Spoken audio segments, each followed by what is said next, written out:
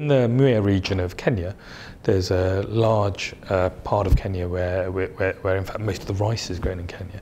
And because of the paddies and the amount of water that's in the fields, it actually is also the area of Kenya which is where malaria is most prevalent. Now, in 2001, at the start of this intervention, there were quite a few hundred cases of malaria at the local hospitals.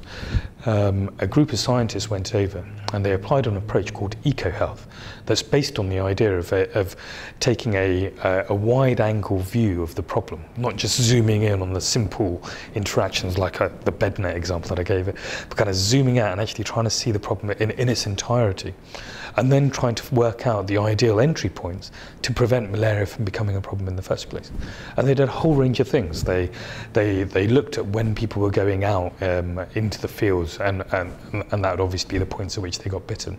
And they started to change some of those patterns of work and production.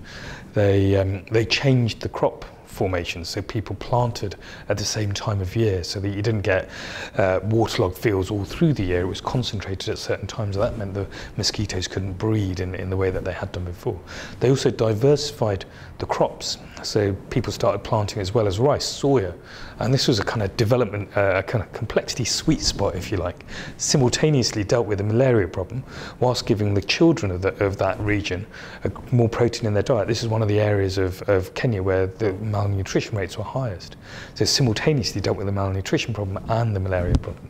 There's a whole range of parallel experiments, and this is the real key, that when you're dealing with complexity, you can't have a single solution. What you need to do is you need to identify multiple entry points, launch parallel experiments, and find ways of scaling up the things that work and scaling down the things that don't.